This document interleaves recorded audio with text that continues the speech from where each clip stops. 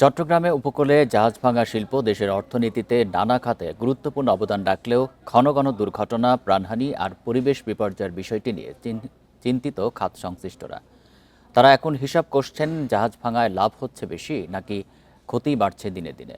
অথচ দেশি ও আন্তর্জাতিক নিয়ম মেনে চললে জাহাজ ভাঙা শিল্প হতে পারে সম্ভাবনাময় খাত। আলোচনাতে চট্টগ্রাম থেকে যুক্ত হয়েছেন সহকর্মী আবদুল্লাহ রাকিব। রাকিব, এ বছরেই ১৯ জন মারা গেছেন।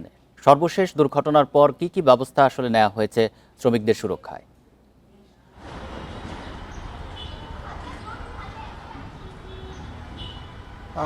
সর্বশেষ ব্যবস্থার পরে আসলে যে প্রতিষ্ঠানে এই দুর্ঘটনাটি ঘটেছে, ফেরদৌস শিপ স্টিল, সেটির কার্যক্রম স্থগিত রয়েছে বাংলাদেশ শিপ রিসাইকেলিং যে বোর্ড রয়েছে তাদের নির্দেশনায়।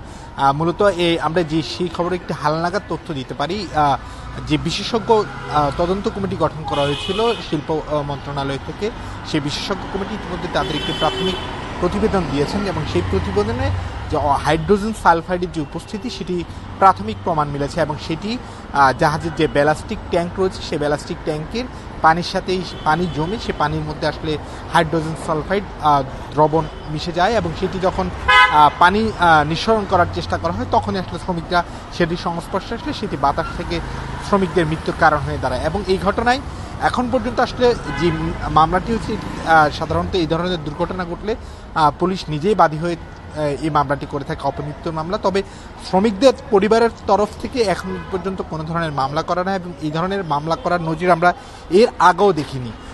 এই খাতের আসলে নানা নেতিবাচক দিক যেমন রয়েছে, এই দুর্ঘটনাগুলো আমরা দেখছি বিগত কয়েক বছর ধরে এই শিল্পকে আরও বেশি গুরুত্ব দিয়ে নিরাপদ করে তোলার জন্য যে হংকং কনভেনশন রয়েছে সেটির আলোকে চট্টগ্রামের যে শিপইয়ার্ডগুলো রয়েছে সেগুলোকে গ্রিন করার এক ধরনের উদ্যোগ নেওয়া হয়েছে এবং সেটি মেনে বড় বড় প্রতিষ্ঠানগুলো, বিশেষ করে আমরা যদি পিএসপি শিপ ব্রেকিংয়ের মতো প্রতিষ্ঠানের কথা বলি, সেখানে এখন পর্যন্ত তারা কোনো ধরনের ক্যাজুয়ালিটি বা দুর্ঘটনার ঘটনা যাতে না ঘটে সেইটির ব্যবস্থা নিয়েছে।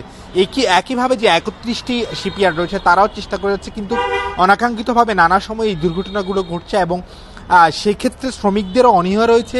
মালিকপক্ষ আসলে যে সনদগুলো বা যে কমপ্লায়েন্স মেনটেন করার কথা বা অনুসরণ করার কথা সেটি তারা না করার কারণে এই দুর্ঘটনাগুলো ঘটছে। তবে যারা এই খাত সংশ্লিষ্টরা রয়েছেন, বিশেষ করে শিপ রিসাইকেলিং অ্যাসোসিয়েশন, তারাও নেতৃবৃন্দ তারাও কাজ করছেন যে এই শিপইয়ার্ডগুলো রয়েছে এই খাতকে বাঁচাতে, এটিকে কীভাবে আরও বেশি নিরাপদ করা যায়, শ্রমিক বান্ধব করা যায়, শ্রমিকদের সুরক্ষার বিষয়গুলো সেগুলো বারে বারে এই প্রতিটি দুর্ঘটনার পরে আসলে তারাও চেষ্টা করছেন সেগুলো কাটিয়ে ওঠার। একই সাথে এই শিল্প অর্থাৎ এই জাহাজ ভাঙা শিল্প শুধুমাত্র যে লোহা ইস্পাত শিল্প সেটি নয়, একটি জাহাজ থেকে প্রায় ১৫০০ শতাধিক জিনিসপত্র আসে এবং সেটির ঘিরে এই লোহা ইস্পাত শিল্পকে ছাড়াও আমরা যদি আসবাবপত্র, নানা ধরনের যন্ত্রাংশ, ইলেকট্রনিক সামগ্রী, নানা ধরনের সামগ্রী অর্থাৎ সব মিলিয়ে প্রায় ১৫০০ ধরনের সামগ্রী একটি জাহাজ থেকে আসে।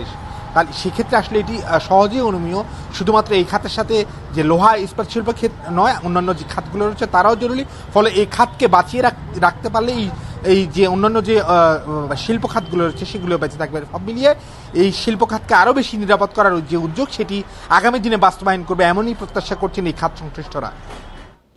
চট্টগ্রাম থেকে জানাচ্ছেন সহকর্মী আবদুল্লাহ রাকিব।